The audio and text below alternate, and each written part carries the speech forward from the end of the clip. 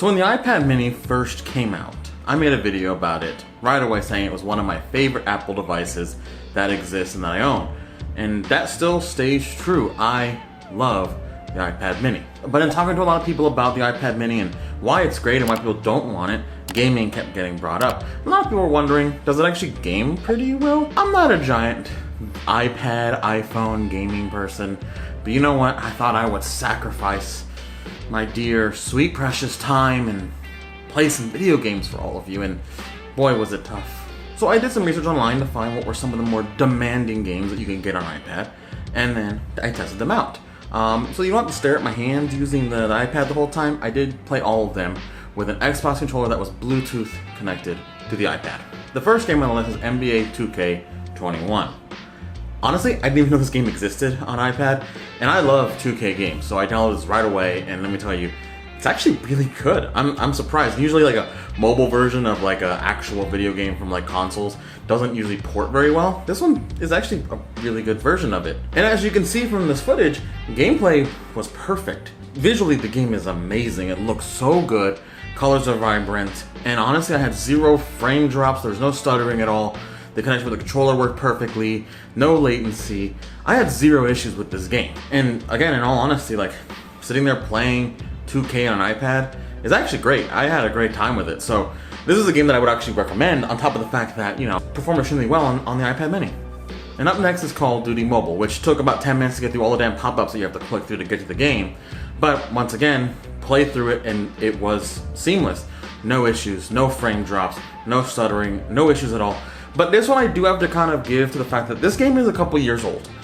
So it's not as demanding as I think maybe 2K is and some of the other games on this list. It did play very, very well, and I gotta admit, having like Call of Duty on an iPad is kind of cool. Like, it's kind of fun running around on these old maps, and it's a fun game. Call of Duty is just always like a good, mindless, fun time, and it's great on the iPad. And here you can see on the iPad mini, it performs extremely well with no issues at all. But the more interesting one, and the one that is talked about the most, is Genshin Impact. And honestly, this game is not a game that I really understand. Everyone loves this game, and it is graphically intense. I don't really enjoy it. It's not my type of game, so I can't really get into it. And I don't really know how to play it, but I tried it anyway. And this is the one that where it gets interesting, all right? The iPad mini handles the game pretty well, but this is the one that gave me actual issues. I did have frame drops, I did have stuttering, and it came mostly from the fact that, I mean, visually this game is beautiful. It looks so good. And because of that, you can see that when you kind of load into new areas, the game kind of dips in performance for a second. And I think it's because it's having to render a full world versus like Call of Duty, where it's kind of like a flat map that it's doing, and NBA is just, you know, a court. But this is doing a really large open world. And because of that, when it gets into a new area, it does stutter a little bit, and it does kind of just lag in a way. Combat, when you get with a lot of enemies, I did notice that it also stuttered every once in a while. It's not game breaking, it's not horrible, and it doesn't happen every time. It is sporadic. And because of that, I do think it's still more than playable.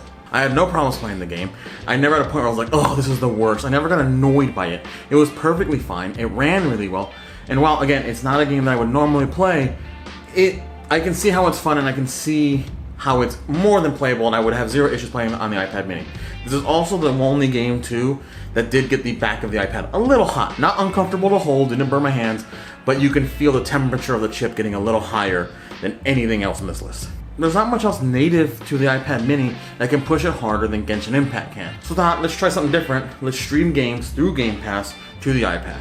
And Xbox Game Pass is amazing, and the fact that you can actually stream games to your iPhone, iPad, Android devices, computers, that kind of thing, it's pretty cool. So I thought, let's try this out. And as you can see from this, I was streaming Destiny 2. It does have like these little buffering moments where it has to degrade the quality of the game so that way it can actually load better graphics. It does have moments where the frames will drop considerably, and you do kind of feel like you have to stop for a second to let it kind of buffer up and you can play it better. But overall, it's more than playable. The lag spikes I had and the issues with buffering were very sporadic. It wasn't all the time. It wasn't like you can guess like, oh, every 2 minutes it does this. No. It was every once in a while. More than fine. And I even jumped, as you can see here, into Halo Master Chief Collection. Got some Halo 3 on. I did horrible. Don't really play Halo that much anymore, so I'm pretty bad at it. But even this, more competitive shooter, and it was handling it perfectly fine. I don't think that me doing bad has anything to do with lag spikes or anything like that. It's just that I'm bad. Ultimately, I look at the iPad mini. as a game machine that runs really well. It has handled the normal titles and then the intense titles like Genshin Impact extremely well. That's really what matters. And the fact that you can actually use it as a Game Pass streaming machine is also really cool, because this is a mobile gaming setup. Yes, it's not as good as the iPad Pro, but there's a giant price difference in the two. It's great that you can just take this iPad mini with you wherever you go, and you don't need a controller for all the games, but if you have one in your bag, there you go. You can play some Genshin, you can play Call of Duty, you can jump into Game Pass and get some Back 4 Blood on, which is pretty cool that you can do that with the iPad mini, which again is still standing as not only my favorite iPad, even though the M1 iPad Pro exists, which I know is far better. I love the iPad mini, I think it's great. And it's my favorite device still that Apple has put out into my hands. Anyways guys, that's it from me. Any other questions on the game that I played on the iPad mini, or even if you want me to test another game that you really want to try out on your iPad, let me know. I'll do it and I'll get back to you in the comments right away. But until then, I will be seeing you in the next video, which will probably be on that guy that's over there, the M1 Pro, MacBook Pro. What a mouthful. Anyways, more videos coming soon. Later guys.